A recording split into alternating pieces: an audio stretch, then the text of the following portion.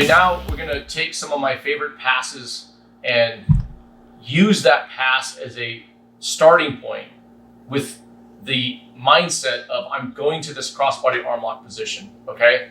So there's gonna be certain grips that I'm using on purpose that I know will transfer right into that side control, into that Kimura control, into that crossbody arm lock position. So we're starting to learn to, again, we have the center of the information that I'm presenting is the crossbody arm bar, and then we back up into entries into that crossbody, and now we're passing with that in mind. It's really important to take the information, whether you're a leg lock guy or an arm lock guy or gal, what grips do I want from the start? Like we shake hands and go, what grips do I want? And how those lead me into those positions or make it easier for me to transfer those grips into those hubs that I want to create, whether it's arm locks or legs. So he's down on his back. I'm not going to get super in depth with what I look for in passing, besides the fact that there's two types of basic passing that I like. I avoid entanglements, or the entanglements are pushing my agenda. The third option is his agenda is being pushed. So if he's sitting up like this and I don't want there to be an entangled locked position, I'll stay on the outside and I'll work some very football-esque movement to pass, okay? And I make it very difficult for him to track me when I do that. For this one though, since I like slowing the game down, following that concept of the bungee, I want to actually give him my leg, but I'm going to drive my knee in between his legs as I just cut, and I'm shooting myself into a pin, okay? Remember, a pin, it's not like we see it in wrestling. What constitutes a pin? It really, to me, a basic definition is the incapacitation to a certain degree. It is a little bit ambiguous, but if he can't move and he can't attack me, I'm in a pretty solid position. And what that does, like I've said before, is it gives me some certainty. It gives me a little bit of predictability over the situation. And I can really close my eyes even and really feel his intent and where he wants to go and what he's trying to challenge. But it's a great way to slow the game down, especially for somebody who's very fast. So the physical profile I talked about, let's say Chris, which he is, he's really fast. He's really good when he's balled up like this, okay? So I don't want that. I want him flat. I want the opposite of this position. And I might do a little bit of a precursor here. I'll flatten him out. When he sits back up, then I jam my knee in. And I'm lowering my level because I obviously don't want to be up here. I'm losing the opportunity for this far side armbar. Remember, the second I'm starting to make this underhook, what am I thinking in my head? This is an armbar. And that's the art of transition right there. It's forward thinking. It's not forgetting where I'm at and applying proper technique. Those things are extremely important for the now, but I also utilize the forward thinking of the future and the possibility of where I'm going to be and what I can gain by getting certain grips, because I'm an arm lock guy. I know this is an arm lock side right here. So what I'm going to do is, instead of going straight back or to the right, obviously I'm going to drive him using my shoulder on his head and leading here on the side. And I'm going to immediately, as soon as we kind of hit, I'm going to sprawl my leg out. He's going to lock up my legs in a really locked up half guard position. I've done the opposite of what he started with. He started in more of a ball position. You can't pass a ball's guard. I need to flatten him out. So everything is working in that favor. My right hand is posted. The grips can be collar, but traditionally I really like no-gi grips. So post that on the ground, gaining leverage to push off. What I don't want is to post so far away where I start losing his elbow, okay? So my arm is super tight into that armpit position. And to me, that's the focus. If that starts moving, I move with it, okay? My head is smashing into him. I'm looking away from him, very much like a forward throw in judo. I'm looking in the direction away so that my back of my head puts pressure, and it's starting to disrupt the spine. There's a theme there again. My foot is flat, knee is slightly up, and my left hand just immediately goes straight. Now, you can take the time for a gi grip, and that's great. Just lock your legs a little bit. But really, I just need palm pressure and a straight arm structure with my left arm to keep that at bay. Remember, the second I get into this underhook pass, right? I still have to remember the concept and the understanding of the relationship between the hip, which creates space, the elbow and knee, which are frames and also contribute to space and pushing me away, right? So if you notice, as soon as I bring him down, I'm dominating that space, or at least taking one of his major assets away. When I'm here like this, I'm smashing that leg. Now, traditionally, what he might try to do is shoot his hips that way. So I'm just going to walk a little bit and keep him nice and tight. If he does that, shoots his hips away, my hips can come up. Now I'm in a 3/4 mount, okay? If I get in this 3/4 mount, I just start attacking right away. Attacking right away. And what that does is he will start defending and scooting his hips away from me. I'm going to now slide my hip and get that passing position into my attack. The idea is to work with his hips, whether I'm going 3/4 mount or I'm continuing with that underhook pass. Let's look at that again on the other side. I got it where I want it, but he turns his hips. I push, lift my knee, and drive it, putting pressure here. Now I like to attack right away, inducing a response here with that straight arm. The position is very similar to my mount. I'm slightly off center because I know my knee is stamped down. It's going to be very difficult for him to uproot it. When he starts turning his hips, though, I lift it and allow it to happen, and I just slide all the way through. I pin this shoulder to the ground, drop my elbow, lift his elbow, and I look in the direction I want to go. Now what's my options? If I keep him going, goes right into Kimura grip. If he drops, it goes right into Ninja grip. Okay? So again, I have this push-pull because of the uncertainty of me moving as I'm passing. When I slow the game down, it's a pin. When I start moving, I'm really no longer pinning.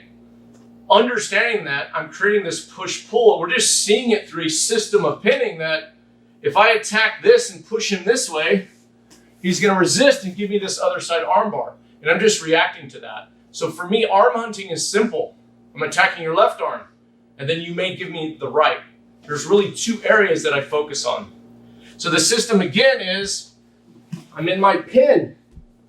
He starts moving, and my hips come up, and I drive. My right hand in this case swivels to the neck, and I start threatening. Really driving my hips, making sure I don't lose my knee. There's other options from here. I can backstep, do all kinds of things. For now, though, we're on this path of I'm dictating what's going on. I'm the director. He has a script, and he follows the script. I threaten, and when I threaten, I shake. I give him the crazy eye. Like I'm really intense with this. I'll even feint that I'm trying to choke. He doesn't want to be here anymore. He's going to drive his hips up and try to challenge me. I let it happen, and I drive that to the ground. Now, I don't want him taking my back, so I drop my elbow and lift his elbow here. I slide my hip out, putting pressure on his abdominals, his sternum. Now, let's say I'm strong, or I'm coming in hot, I'll drive him all the way to the side. I'm going right to my Kimura grip, lock it out, and I have my system. If at this point I'm driving and he drives back, I let it happen. You're seeing the bungee concept at work here. It's a push-pull to get these shoulders to work. I explained this in the knee on stomach, I think pretty in depth, but it's the same thing as I pass. I'm driving him, and then he's going to drive. Let it happen. Left hand shoots in, and I drive weight on him. Grab the leg if I need to. Now I'm right back in the Kimura position. Locked out, your other option. And I'm finishing there. Let's get back to our initial pass. That's troubleshooting the pass. But again, it's so scripted. It's so systemized, and it's working off of that bungee concept. It's very difficult for him to break that mode that I'm in, that movement I'm in, the thread I'm using, essentially the transition, right? So back to my bread and butter. Multiple ways you can do this. If you're really flexible, I put my foot right there and I open his elbow. This is a pin. I can relax. Very little movement. Okay? I don't have an underhook on the left side, but I have an overhook, and I'm opening up his elbow, turning it, weakening him. This hand, I don't like so much always to have the gi grip. I need it a little bit flexible with movement. My head's still piercing through and my hips are dropped. Now, if you're flexible, then I'm slowly working my way out. When I'm ready to make this jump, my knee comes up and over. He's still annoying. I'm kicking that top leg. Where am I going to end up? Left foot post, lift the elbow. Left foot post, lift the elbow, bring my head across. If I do this, he frames me and pushes me back. And he'll end up on top hip escape. So I need to avoid that. We have two options here, side control and mount. Watch this. So if I'm not flexible, that's okay. Hips up, drop it. Now I graduate to the upper arm. The reason why is because my knee is dominating the battle zone. Okay? My right hand's still posted because if I bring my hand flat, he could roll me. I don't want that. Okay? So I'm posted here, driving his head back, opening this space. Kick. Top and bottom you can kick. Now, where do I want to go? If I want to go to mount, my head doesn't move. I slide it out and I run it back. My head doesn't move. From this position, I'm opening him up. I just drive my knee across into a low mount. My head is still on the ground because it's a post. It's anchored to the ground. It hasn't moved throughout that transition. I have one underhook, one overhook. What's my option from here? Other side, remember the Muay Thai or the head and arm finish? Slide, lift, shooting in that position, and finishing here. That's the mount version, the side control version.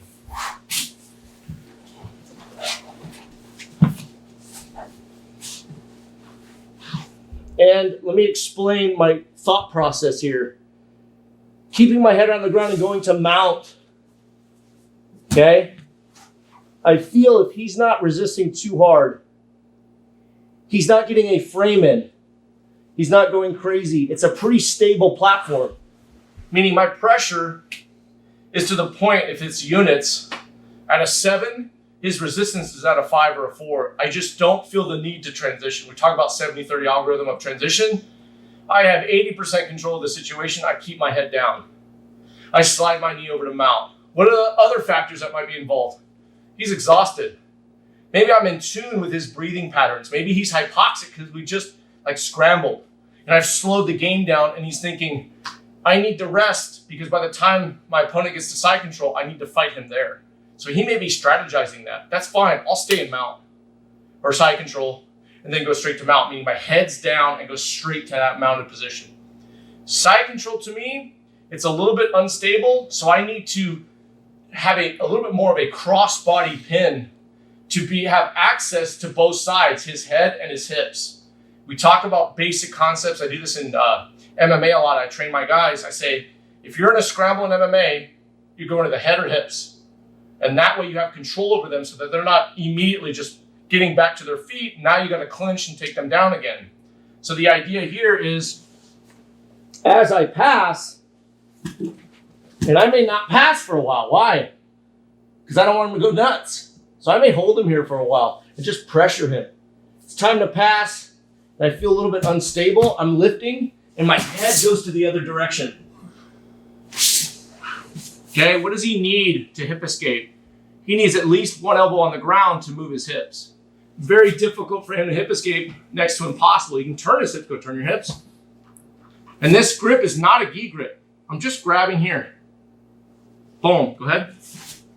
And I'm counterbalancing, not with a crossbody really. I'm driving my head to the other direction. Okay, now what do I have? That's in a good position. It's not a super high ratio finish. What I mean by that is if he's not moving, great. And it's there. Okay, I got that elbow shredder position. I like grabbing my leg and then engaging my hips. Well, if I go for this, because I'm thinking double attack right away, he charges me. Drive in. I'm going right into where I was and still counterbalancing. because he's pretty charged. If I need to set him down flat, I'll set him down flat and slow the game down. But for here, now he slows down. He's getting weak as we go. I'm right back into my Kimura position, really smashing things, okay? So again, when you're passing that crossbody position, again, I'm gonna reiterate, I'm off center. Crossbody's great, but I really wanna emphasize pulling that elbow, and the more I drive my head towards his hip here, the more control over that elbow I have. So I'm gonna run that again, giving you what these threads should look like. You should thread them all the way through with some basic movement, okay? Side to side movement, so he's tracking me, lifting, and then driving those, keeping those grips and dropping my knee. Now I'm here, he sits up, and I'm making sure I'm trapping to get immediately running to the side to get his hips turned towards me. Now I post, hips up, flare, kick out, boom here. 1, drive into me, 2,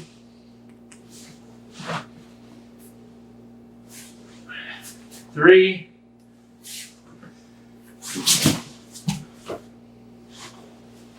4. Let's put it together. Let's take it from the top. You're gonna turn your hips.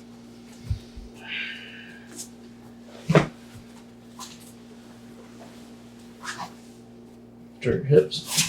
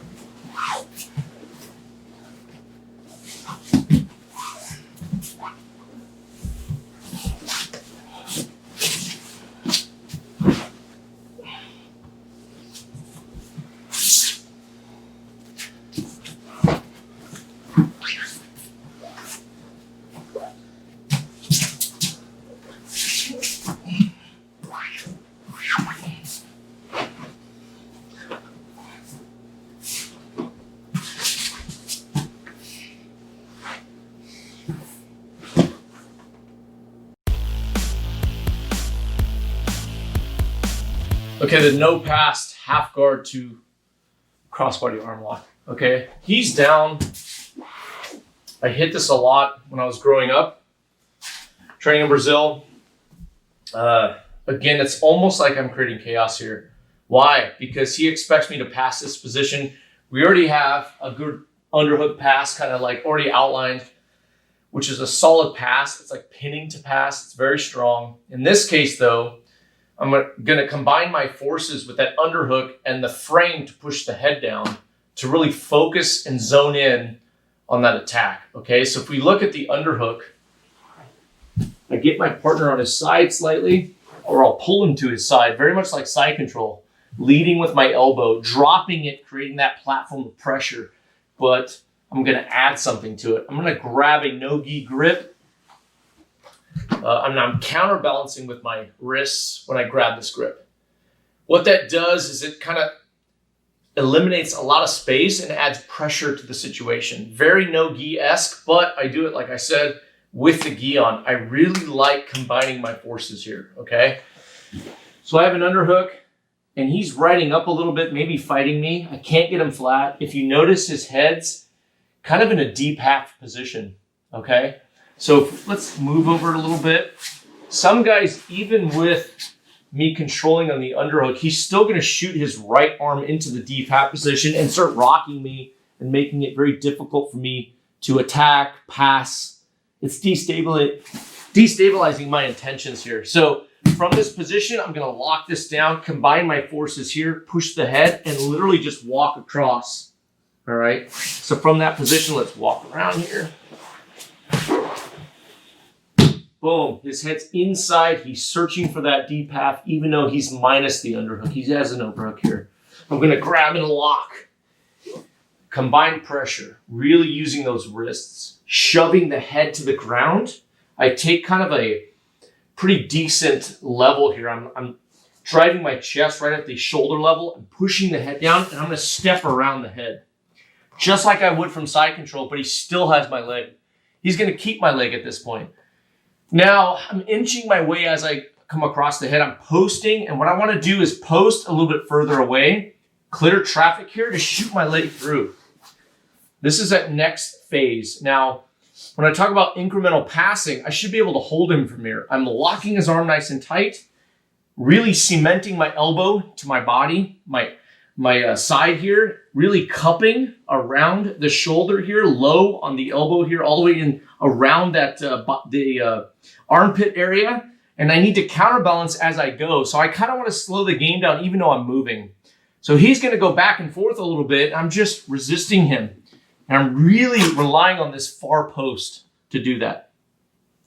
Now he's got my right foot. I'm going to arch my right foot, throw my leg over a little bit, and bring his legs to me as I kind of like an X guard, I trap his far hip, locking my hips forward. Now all that is right here is combining my forces with his legs so that I can generate a lot of power and force with my hips to really pin his bicep.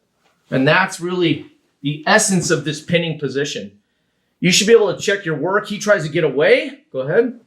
Really difficult for him to rock back and forth because I'm extending my legs, which really increases, and bridging my hips, the pressure around his bicep.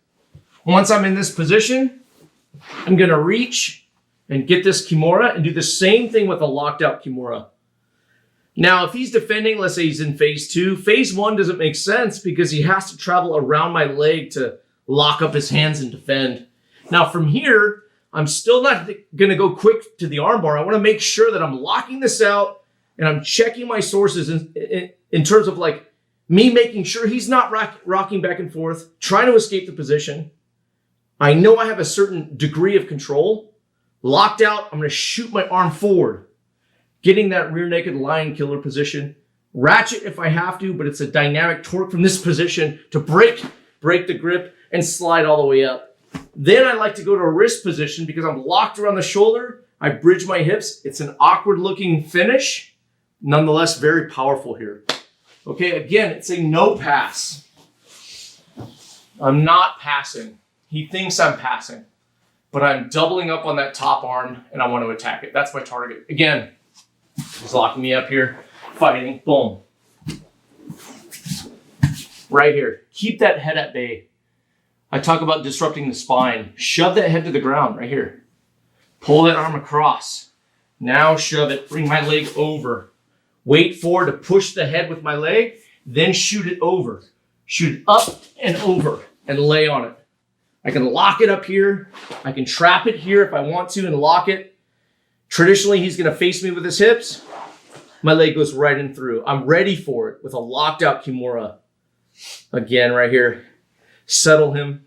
Shoot my arm here. Rear naked choke, the lion killer, and then it's dynamic torque. Bridge my hips. Break this grip.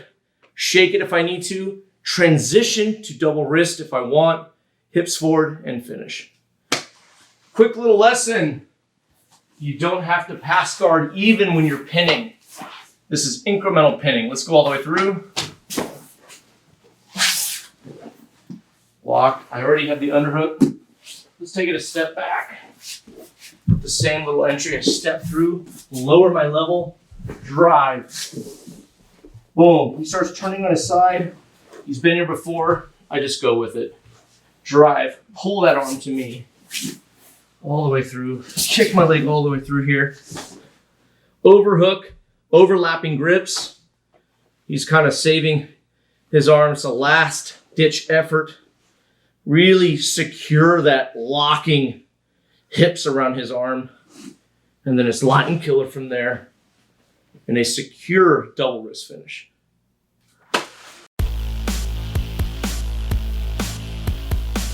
Okay, last one. I'll give you an option to pass because I get this from everywhere. We talk about, could be a series, but the near side underhook, okay, from side control.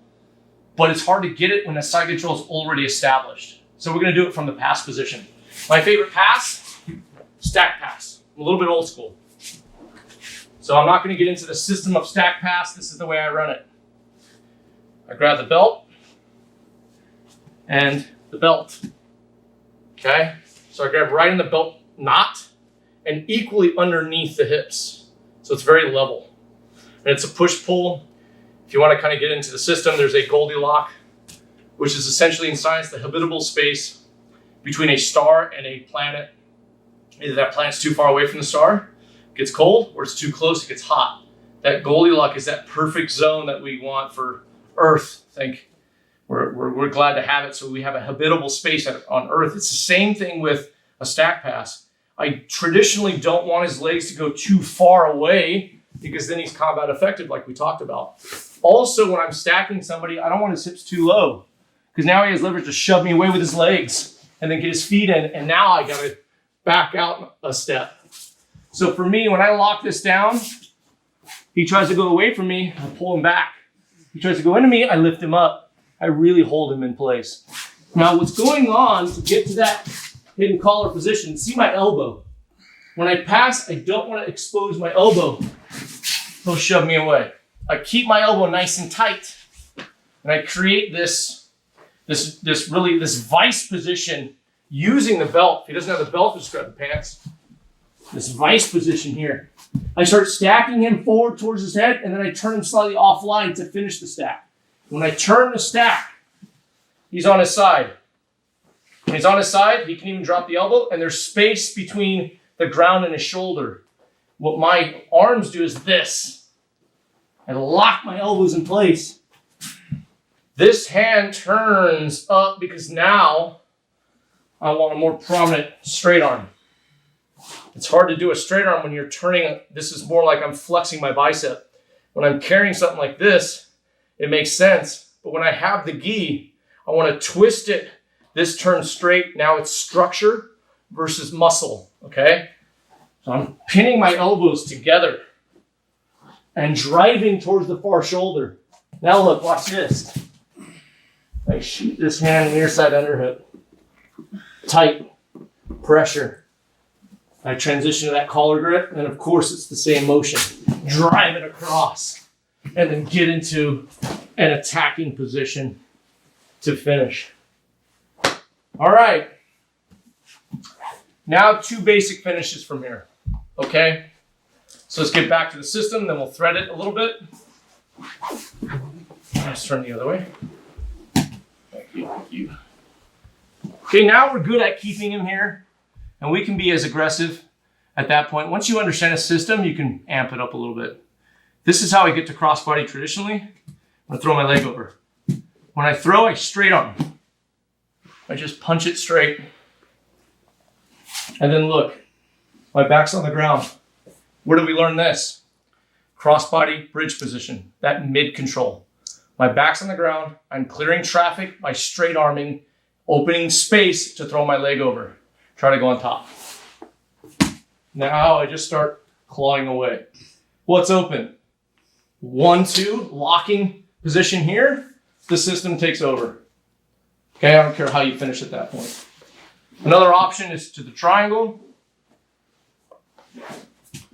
Throw my leg over a little bit further. Same situation. My heel goes to my knee. Straight arm, try to get on top. Because my foot is pinning itself to the inside of my knee, I'm putting pressure on his shoulder. That gives me the ability to engage my hips. Please feel this. Try to drive into me. Now look, the triangle's there. He's already choking because a couple things are happening. I'm punching into his carotid and I'm cementing the position with locking my triangle. So many compounding efforts. And if he doesn't succumb to that, the arm is right there. And again, I don't even need to, that was a mistake. Don't open your triangle at this point. It's already locked. Remember, if he goes to stage 2, I'm sitting up, walking. breaking this grip right over the head and finishing. I don't care about the triangle to finish the triangle as a choke. I'll overwhelm it if I need to, but really it's there to keep him flat all 4 quadrants if I can, keep my hips engaged, keep my shoulders on the ground, and then rotate that arm all the way to a straight phase 3 arm locking position. Last attack, straight up, the most powerful controlling mechanism in jiu-jitsu, period. It's the micro pin, the gorilla kimura, okay? So it's right there in front of you. So we're going back to this pin. I'll wrap this up here. Now, when I do this in transition, I want to holler, like I was talking about, drive my chest towards the elbow, pin this arm to the body. Now, I need opposing forces. My body's going that way. Very difficult for him to fight that. But if I don't have leverage going this way, it weakens that attempt. So my hand on the hidden collar side turns into a punch. Right here, like this. Punch. Punching. Bring my legs over. He's done. Locking this out. And I'm right into. I mean, at this point, you guys are really good at the system. The system takes over. Remember, can I keep things dynamic? Yes. Can I ratchet? Yep. Can I assist? Yep. Can I assist top? Can I assist bottom? Yep. Can you slow the game down, get the perfect grip you want, go to the leg side if it makes sense, and get that bladed fulcrum finish? Yes. The options are yours. Ideally, we get good at slowing the game down, but don't forget speed kills as well. Let's thread it a little bit. I'm just going to go, I'll pick the stack pass, and I'll hit the 2 options.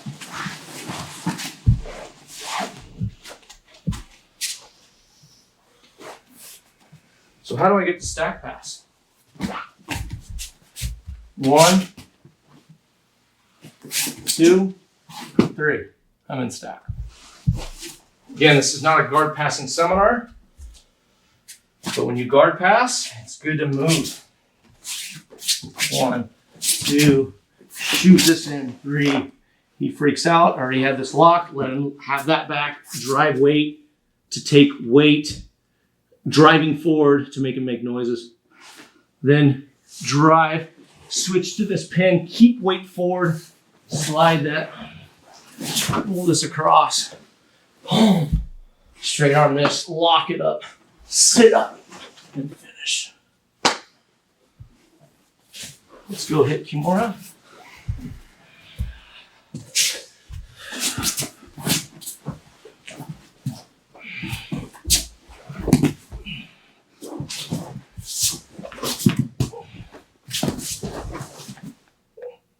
Okay, so the gorilla kimura. We're going to talk about the kimura and then transitioning to crossbody on this. And then we're going to put it together, put a precursor to it, like side control, and we'll figure it out. All right, so first of all, I want you to have confidence in your kimura. So I'm going to show you the details that make my kimura decent, right? Decent to good in this case. There's going to be 2 pressures from the kimura control position, one smothering, and one is locked out to clear space so I can clear traffic to get my feet engaged. But again, first, we want confidence in this position. I think everyone understands the kimura. This is a more nerd approach, scientist versus caveman approach to really understanding why the kimura gives me a lot of leverage. It's my favorite locking position in jiu-jitsu. You can do anything from it and get it from anywhere. All right, so we're going to gain confidence here. Now, these are drills that I put people through in seminars. The first drill is just forget your legs. So traditionally, I'm not hitting a kimura with this head blocking my knee. This is not a good position because he's going to bridge up and over. You know the bridge up and over? He's going to bridge up and over, and now I'm going to scramble. So my point of this is only focus on what I call a micro pin. Micro pin is a certain part of the body. We have micro and macro. If I'm pinning all 4 quadrants, that's a macro pin, okay? If I'm on bottom and I have deep half with all of my resources controlling one leg, that's a micro pin because I'm controlling the leg in my deep half. I'm not dividing my forces.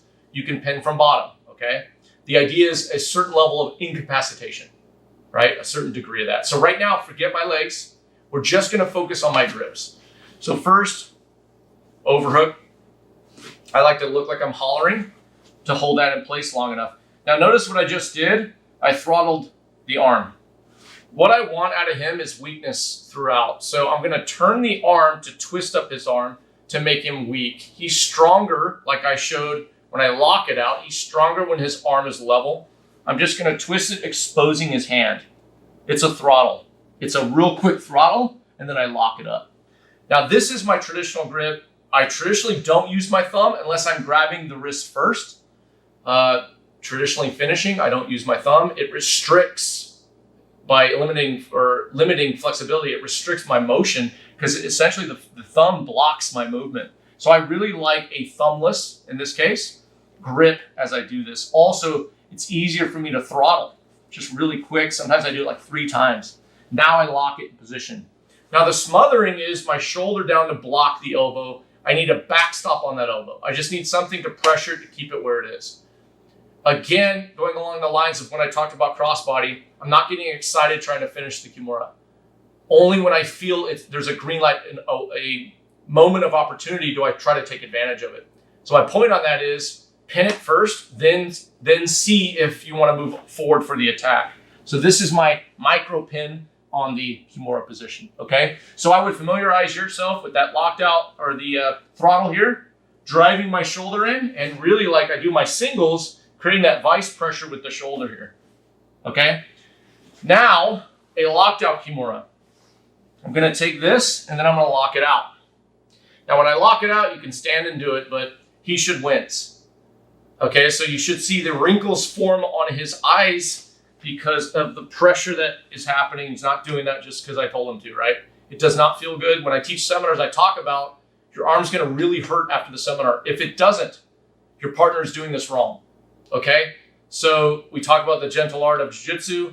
This is not gentle. This is, I'm inflicting misery, not injury, but I'm inflicting misery as I approach that locked out position. So the second drill is just to go from a smothering Kimura to a locked out Kimura. Again, don't get confused with my legs because you can do that here. Smothering to locked out, smothering to lock out. Notice my legs now, again, they're wide. And my feet are flared because I'm constantly ready for the scramble. I'm pretty much in a sprawled position. Sometimes I even sprawl. Okay? So I have a smothering pressure and a locked out pressure. Now my left hand is not grabbing when I lock it out because it's weaker when I hold on to that grip. It actually hurts my wrist these days, right? So when I try to lock it out here, you can do that. It can work. I don't have the same force and power to lock that arm out. Okay? And get the bend of the elbow, keeping the hand pinned to the body. I don't want travel. Travel is uncertainty.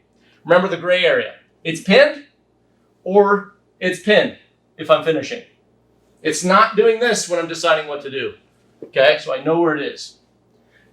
Third drill is a drill I put people through. Let's go this way. Where they're going to stand now, understanding the fundamentals of this locked out position. They're going to lock this position out right here. And he's going to try to escape. Now, I don't have my legs as leverage. I will walk him down a certain way, but he's going to try to escape. And I'm testing my ability to keep him there, off balancing him, of course, with my feet movement, but really mainly by that locked out position that I'm using. My arms are totally dedicated to that. Why? Because I want to create space right here, locking it out. So he's going to try to get out. Go ahead.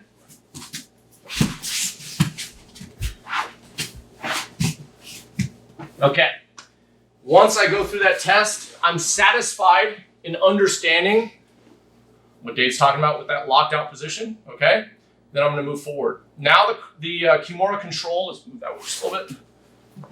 Kimura control position. So I take my smothering, I'm flaring. Now, we gotta think in terms of pin. Every position we're working, what's the pin first? Just like the crossbody position. So I want to incapacitate him. So there is a pin. I don't need all 4 quadrants, but I am respectful that he's on his side, which looks like a hip escape, which means he's halfway to the turtle position, which is a terrible name, which is referee's position or structure to where he can actually be very combat effective. Like all 4's position go, very combat effective. He can shoot, he can stand up, he can wrestle, he can pull guard from here really fast. So I need to be cautious that I don't want him there when I'm putting him on his side. Okay, so my point is he's closer to that combat effective position right here, so I have to be wary of that, meaning there's two directions he's going to go. He's going to try to put his back on the ground, or he's going to try to go to all fours position. Okay? The dilemma here is I need to get him to use the Kimura grip in all its glory to get to the crossbody position. So the dilemma is he's close to his escape, but I need his arm vulnerable. When he's on his side, his arm is right there. And that's why we choose this position to attack from, because it's isolating that arm to a degree, right? Because I'm about to take ownership over it. So again, smothering pressure, I want to make sure I'm counterbalancing. So if he tries to go belly down, I drive. So I'm turning my body to counterbalance that position. If he goes the other direction, I use that shoulder pressure right here to create a backstop on that elbow. That elbow's driving into my bicep right now, which is good. And I'm driving and keeping him there. So the Kimura position as a pin essentially is just counterbalancing left and right. Okay? With a proper foot configuration to make sure that I'm flared out, ready for a scramble, because he could be super strong. When I was at AKA training with, monster wrestlers, they would break my grip and shoot a single from here. Well, what I don't want is for me to be here and him do that. He breaks grip, I'm a step away from my sprawl. I have to pull my legs back and engage my hips. Because I've trained with so many monsters and so many good wrestlers, I'm prepared for that, okay? That's why I have my feet flared out, my knees flared out, and I'm a small guy. And my weight forward. See a lot of people playing with this position, putting their weight back. Again, I'm about to tip over. Smother it or lock it out. Avoid that gray area, which is that mid ground there. All right, now we're gonna transition. Now, we have a side control underhook to Kimura control, and then Kimura control to crossbody armbar. This is my favorite transition and relationship between positions, and it's extremely important to understand that, because we're gonna start threading here. There's even a section called the art of transition, the art of threading, and it creates neurological pathways, myelin in the brain, to where I'm connecting positions, side control, Kimura control, all the way to crossbody, and then I implement the system of crossbody. Well, those three are systems. So to me, the art of crossbody has largely to do with side control, mount, and back. And we're gonna start seeing that right here with my favorite entry. So here, smothering pressure, locked out pressure. Practice this a few times. That's your uchikomi, because all of this has to work together. I see a lot of people avoiding this or ignoring it or forgetting about it, and they're doing this. Come on top of me. Okay. So what I've done there is what a lot of people, I travel the world giving seminars and I track them as they roll. A lot of people pull the person on top of them. And that's a really good way to help support his efforts to try to avoid and get out of the position. What I want to do is smother, incapacitate, pin, and then my transition has more to do with that micro pin of the arm as my body moves into position. Phase one. And I'm locking down to where?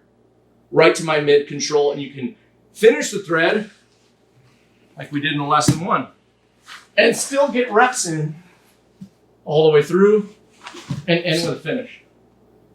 And that's our first approach to, I would say, a standardized thread, 3 positions, and then a micro thread regarding the crossbody position. So within one situation there, the crossbody. Okay, so I'm gonna do it again. Side control.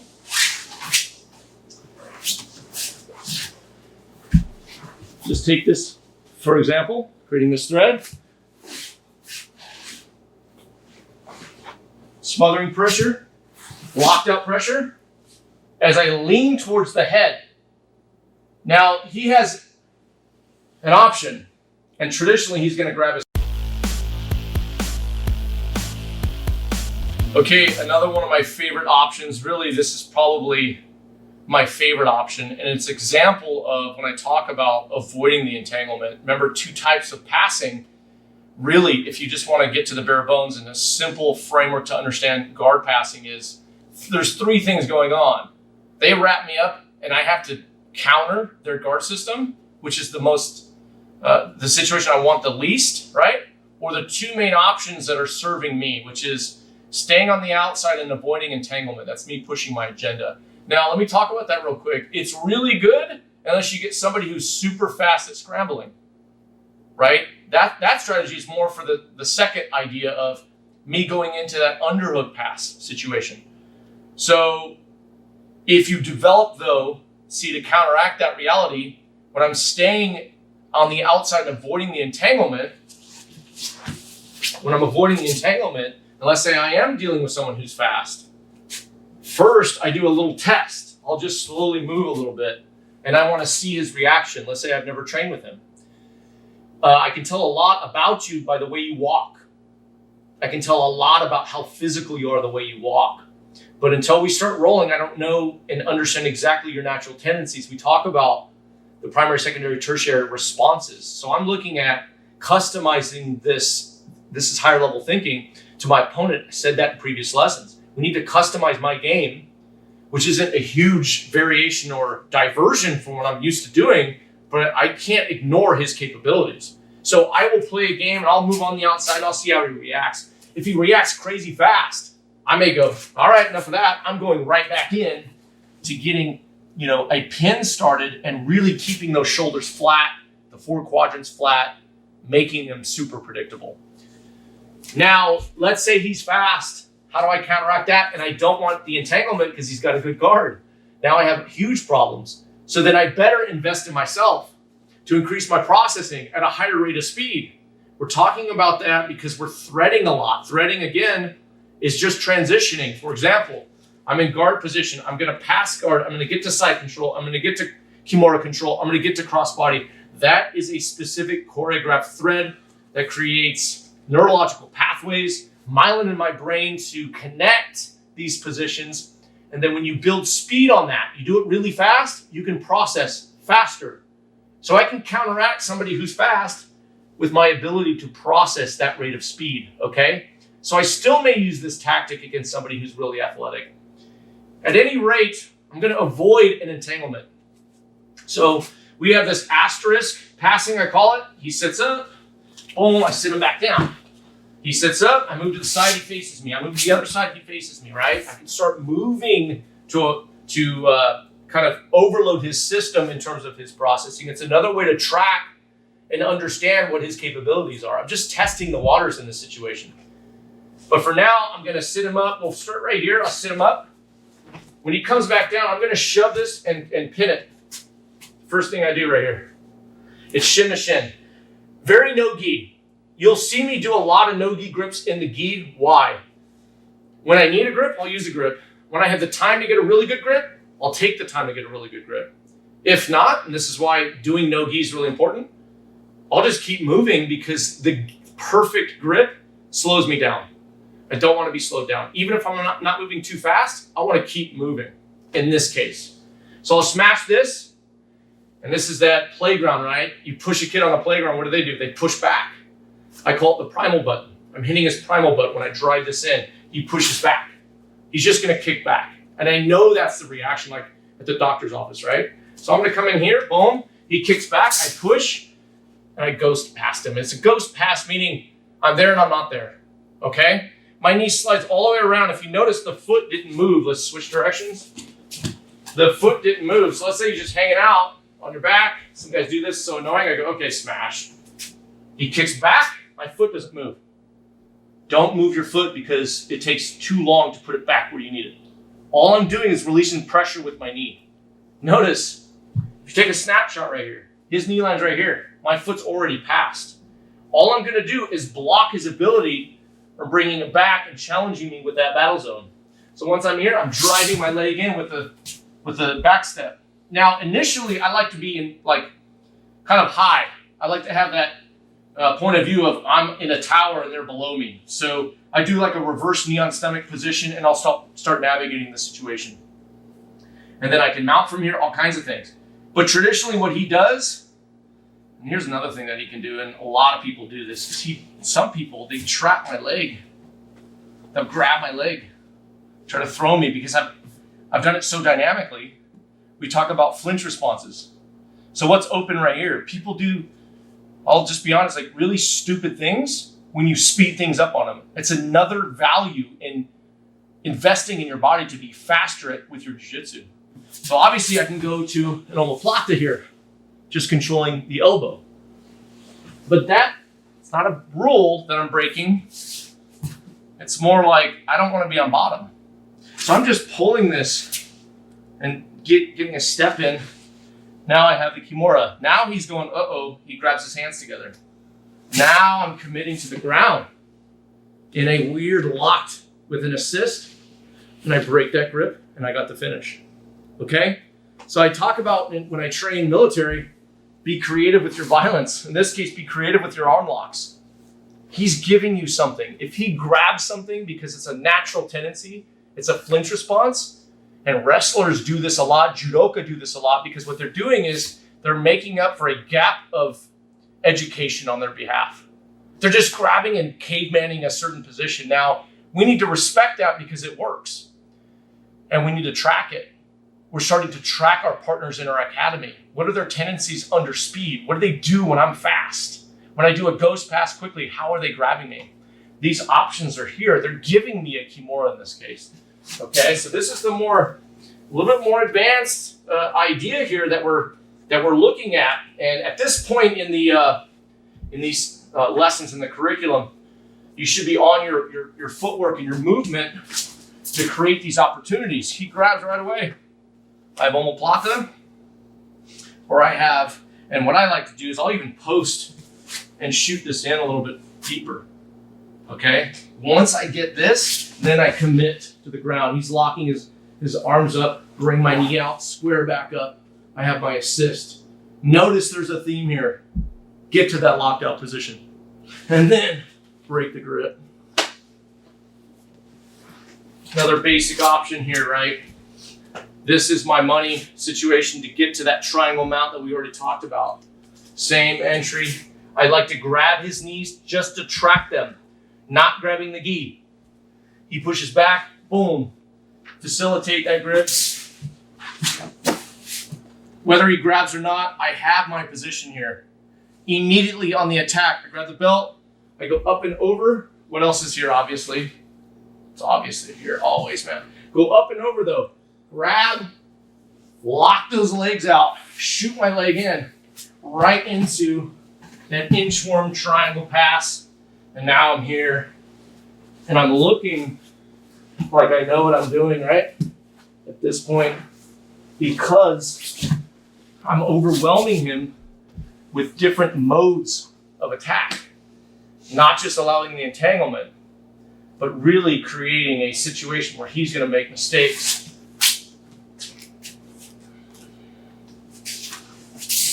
I'm right into this position. Let yourself fall. Grab those legs right away. Shoot my leg in. Wait forward, right? Step over. Lock that triangle. Inchworm my way. And I'm in business. Okay, a little bit more emphasis on the Kimura that I'm creating from this ghost pass, okay? Remember, when he grabs that flinch response I talk about, like Ben Askren and Masvidal, the flinch response for Ben Askren was to shoot when charged, right? And that's what I'm trying to elicit when I'm increasing my rate of speed. So when I'm hitting this ghost pass, if he grabs with one, he's gonna be turning on his side. His idea is to shoot a single, just keep driving. And some guys are tough and they can accomplish that. But with a really good back step, I'm gonna suspend him. Meaning that effort of, let's say he has 5, points of energy, he's driving in this direction. I use 5 in the opposite to counteract his movement. What does that do? It's a stalemate. That's what I want. I want a stalemate just long enough to expose that top arm. Whether it's the top or the bottom, he's gonna commit. Remember we talked about the vulnerability out of his arms when he's on his side. That Kimura control is a great example of that. That's what I'm looking for when I'm arm hunting, when I'm trying to get that crossbody position via the Kimura. Yes, I can finish the Kimura, but really my ratio is to get that arm straight.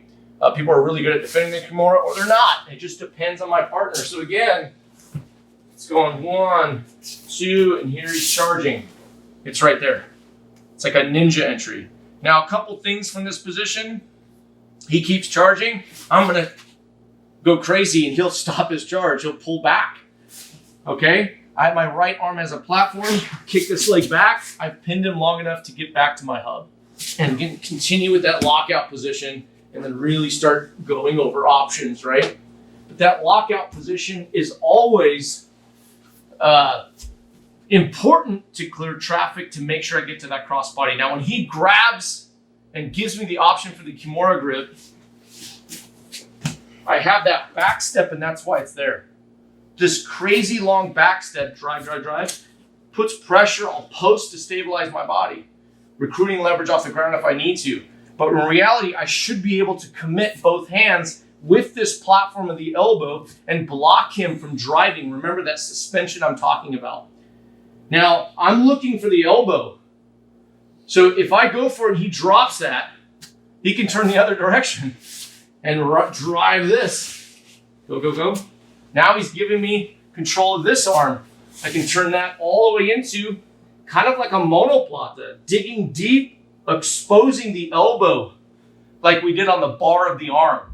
Leading with our elbow as we do this, deep, very much also like the throttling of our Kimura grip on the wrist.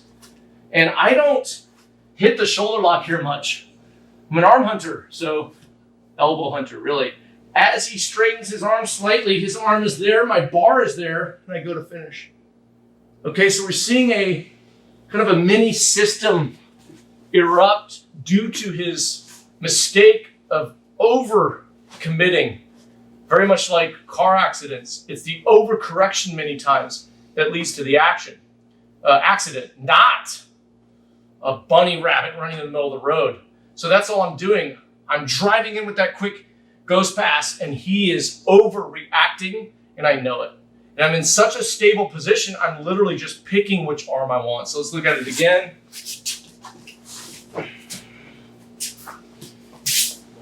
Give him space. A deep back step so that he can commit. If I crowd him, he's not going to give me that elbow. Okay?